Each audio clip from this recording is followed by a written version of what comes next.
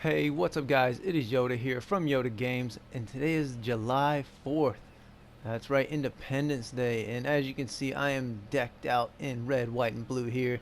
Same as my little buddy here on my shoulder, the Jerboa, which he would be in this category here today. And when I first spawned this one in, I thought to myself, dude, I need a Jerboa on my shoulder. And then I got the idea to do red, white, and blue and stuff, so I thought that would be really cool for Independence Day. And now we are back with the 7th episode of my Dino guide here. And as you can see, we have a new addition to the first round winners. We have the Gigantopithecus. Bigfoot is going to be going on into the tournament, and I'm sure he's going to wreck some shit along with everyone else here. And next, we have our next five contestants. Blech. So first, we'll get into them. Give me 1 sec to get my list up here, guys. Sorry, I did not come prepared for this. The list. Get to the list. Alright. One of these guys you cannot even tame. I had to force tame this little bastard. We'll get to him in a sec. But first up we have the Jerboa. These guys are cute, they're cool, they make awesome shoulder pets. And they're actually a real easy tame. Now, they are a standard knockout tame, so just whack them in the head, knock them out, and feed them. They eat berries and vegetables and plant species-wise seeds, which you can only find those in the desert that I'm aware of. You cannot ride them. They don't produce a kibble, and they don't have a favorite kibble, but you can breed them. They take 1 day, 9 hours, and 28 minutes to reach full maturation.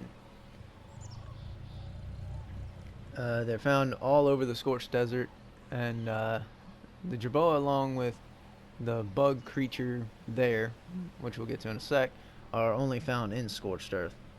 They drop raw meat and hide. They can be carried by the pterodon, the tapejara, the argentavis, the quetzal, the wyvern, the capra, and the megalosaurus. They cannot damage any bases. They can be trapped by plant-wide traps, lassos, bolos, and bear traps. And they fit through door frames, dinosaur gates, and behemoth gates, which is really cool. And next up here we have the jug bug. Now there are 2 different kinds. There are oil and water jug bugs. Now these guys you cannot tame, but I thought I would add them into the list. You know, just because. Well, just because. But yeah, I thought they would be an interesting addition to the list. Now, when you're out in the desert on scorched earth, these guys will actually come in handy. This one actually holds oil, but you can see the bubble, I guess you could call it, the sack on his back over here. This is what holds the oil. Now, if it has oil in its back, it'll be red or pink or some color like that. Water is normally blue. Now, if you're running around out in the desert and you're dehydrated and there's no water nearby, you run up to one of these things and suck the water out of his ass. It sounds kind of gross, but I'd rather suck the water out of a bug's ass than die of dehydration in the desert.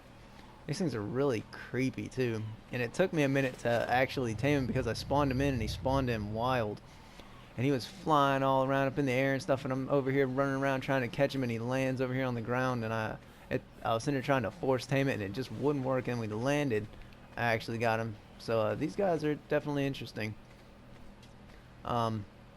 As far as their abilities, damage and trapping and stuff like that, I have no idea. I've never even tested anything with these guys. But yeah, they all come in different colors, and they have that exoskeleton. I know you can get chitin off of them. So we will go on to the next guy. Here we have the Kuruku or penguin. These guys are really cool. Now normally when you see them, they'll have little tiny baby penguins running around with them. Now let's talk about these guys a little bit. These guys eat all kinds of meat. They do not have a favorite kibble, and the kibble that they produce is preferred by the angler fish, which we'll see in the water wildlife. Another cool thing is that you can put a hat on these guys. You can put like a bandana or a helmet, or you know, some crazy stuff. And you can pick them up and carry them around with you. which is really cool. And I like the whole color on them. I think I like the whole color design and layout of their colors and stuff. I think that's pretty interesting. And they are breedable. They take 1 day, 5 hours, and 50 minutes to reach full maturation. And let's see. Their most common location is in the icy cold northern areas. So like wherever there's snow, basically, you'll see a lot of them. And they drop raw meat, raw prime meat, and organic polymer. They can be carried by the pterodon, the tapejara, the argentavis, the quetzal, the wyvern, the caprote, and the megalosaurus.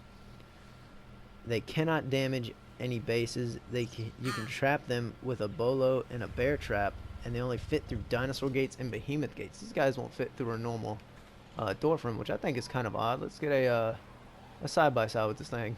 I think that should be able to fit through a door frame. I think so. He should be able to fit through door frames. That's my opinion.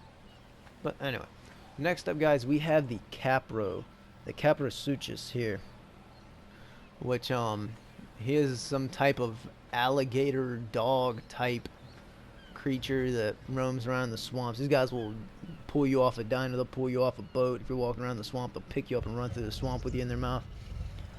And these guys are carnivores, standard knockout tames, and they eat all kinds of meat. They eat tapejara kibble is their preferred kibble, and the kibble they produce is actually unknown. No one knows what eats their kibble, so that's pretty interesting. And you can ride them. You learn their saddle at level 40, and you can craft that in a smithy. They are breedable. They take 1 day, 15 hours, and 30 minutes to reach full maturation. These things are really just kind of terrifying, actually. I'd hate to run into one. Let's see here. Their most common location is commonly found in the swamps, so they're all over the swamplands, like I said. They drop raw meat, hide, well, raw meat and hide, and they harvest sulfur, raw meat, raw fish meat, hide, chitin, keratin, raw prime meat, oil, flint, obsidian, organic polymer, thatch, pelts, all the good stuff. So yeah, these guys are really useful when it comes to harvesting things. And they can be carried by the argentavis, the quetzal, the wyvern, and the megalosaurus. They can break thatch and wood bases. They are only affected by plant Y traps and bolos, and can only fit through dinosaur gates and behemoth gates. So that's pretty interesting. I think these guys are. I think seeing him go on into the next round, he might be able to mess up some of the other competitors. And next up, guys, we have the Kentrosaurus. Yes, I know what some of you guys are thinking, man, it's a stego. No, these are not stegos. These are a breed of stegos, and they're really interesting. As you can tell, those giant spikes on their back and side. I'd hate to be a Rex and try to grab one of these things or some big dino and try and bite down on that. That would really hurt.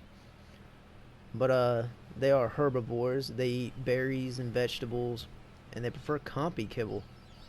That's pretty cool. And the kibble that they produce is preferred by the Yoda'S, which we will see. I think he will actually be in the last video that we do. So that'll be interesting to see him. And they are breedable. They take 2 days, 6 hours, and 25 minutes to reach full maturation. You cannot ride them, which is not really a surprise. I don't really know where you would sit. I mean, I guess you could sit like back between the first two spikes. I guess you could stand up or something. I don't know. I wouldn't really want to try it though. You hit a bump and fall off and get impaled. That kind of hurt. Their most common location is all around the island. I've only seen 1 or 2 of these in the wild, and they will attack you. They're not very docile. They see you, they won't attack you. You get too close, they'll fuck you up. But they drop raw meat, hide, and keratin. Can only be carried by the quetzal and the wyvern. They can damage wood and thatch bases. To trap them, you can use a chain bolo and a large bear trap, and they only fit through dinosaur and behemoth gates, which is not really surprising. I wouldn't want one of these bastards trying to walk through my front door with all them spikes on it, tear the walls all to hell, scratch up all your stuff. So honestly, I don't really see the jerboa or the karuku or the jug bug here going on to the next round. Honestly, if I had to pick one of these guys as my personal favorite, I would have to say the jerboa. But if I had to pick one to go on into the next round, that's a tough pick between these two here.